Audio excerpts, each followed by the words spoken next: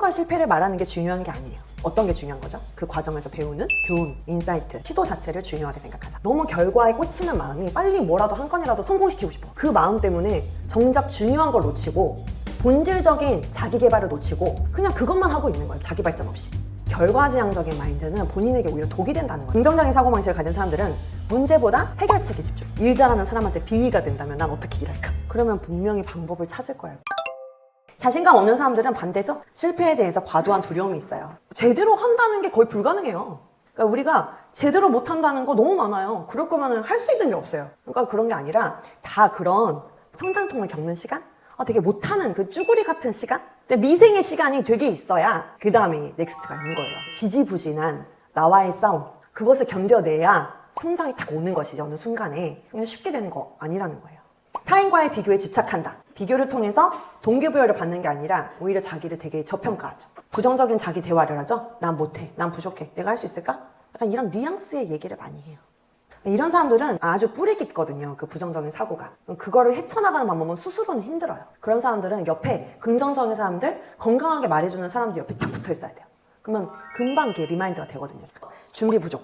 철저한 준비 없이 도전하다 실패 경험이 반복돼서 자신감이 더 하락하는 경우.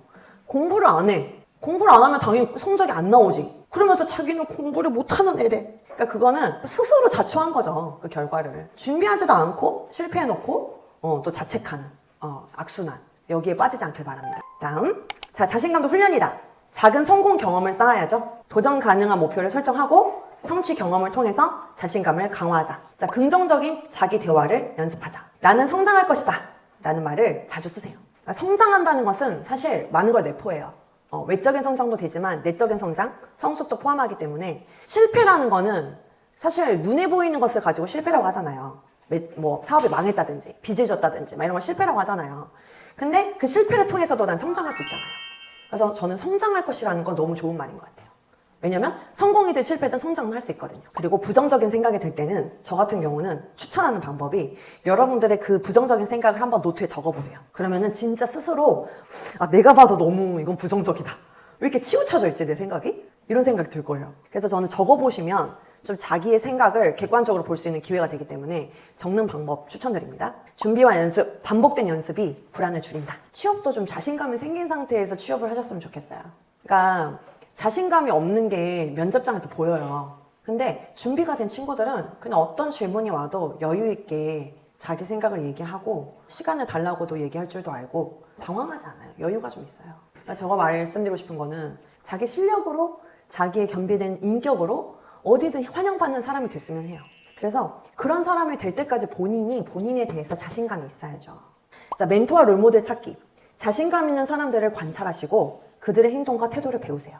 자신감 있는 멘토에게 조언과 격려를 받으세요. 저는 멘토가 정말 중요한 것 같아요. 근데 존 맥스웰 님이 쓰신 책은 제가 거의 다 읽었는데 그분 책 중에 이런 얘기가 있는 거예요. 리더들이 거의 80%는 자기 객관화를 못한다. 너무 무서운 거예요. 나도 그러면 자기 객관화가 안 되는 건가? 이런 생각도 들더라고요. 그러니까는 사람들은 생각보다 그 유능한 리더라고 하는 사람들조차도 자기 객관화가 잘 안 된다는 거예요. 그러면 멘토는 그나마 나에 대해서 객관적으로 봐준단 말이에요. 그리고 멘토는 좀 더 종합적으로 봐요. 그래서 멘토의 그런 코칭이 되게 필요하더라고요. 인생 살면서. 그래서 자기 성장에 있어서는 이 멘토와 롤모델은 꼭 필요한 것 같아요. 두려움을 극복하자. 배운 점을 기록하세요. 실패든 성공이든 내가 거기서 배운 걸 기록하세요.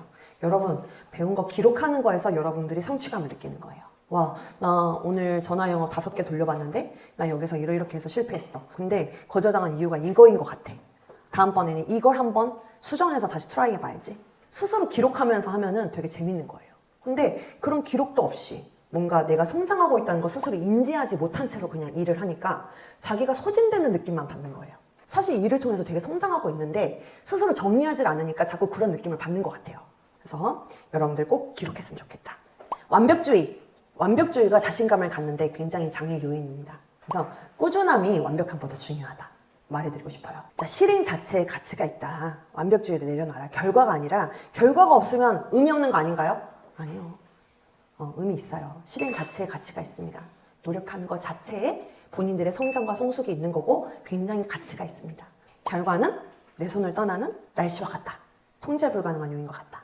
내가 통제 가능한 요인에만 집중해라.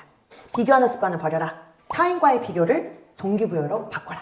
열등감을 극복해라. 그러니까 나는 저 사람만 보면 열등감이 느껴져. 그거는 그냥 그 핑계고요. 그냥 그 사람이 열등감이 있는 거예요. 그러다 이제 그 타겟이 바뀌면 또 다른 누군가에게 느끼게 돼 있어요, 그 사람은. 그래서 저는 열등감 자체가 자기의 내면적인 가치에 집중을 못해서 그런 것 같아요. 그래서 관심사를 바꾸셔서 자신의 어제와 오늘을 비교하면서 좀 정진해 나가셨으면 좋겠습니다. 인정 중독에서 벗어납시오. 모든 사람에게 인정받으려는 마음에서 벗어나라. 그런데 저는 그건 필요한 것 같아요. 가장 가까운 사람들한테 어느 정도의 인정을 받는 거는 자기 행복을 위해서는 좀 필요한 것 같아요. 그래서 제가 말씀드리는 게 사생활도 관리를 잘해라. 그리고 자기가 중요하게 여기는 가치를 실현하는 데 집중해라. 그러니까 인정받으려는 마음에 집중하지 말고 자기가 중요하게 여기는 가치를 실현하는 데 집중했으면 좋겠어요. 자, 오늘 강의를 이제 이 명언을 하고 마무리할 건데요. 데일 카네기가 자신감을 얻는 유일한 방법은 뭐다? 직면하라는 거예요. 멘토링도 마찬가지고 강의도 마찬가지예요. 내가 가르쳐 줬으면 그거를 어떻게 해야 돼? 받아들여서 성장을 해야지. 제발 행동하셨으면 좋겠습니다. 오늘 강의는 여기까지 하겠습니다. 감사합니다.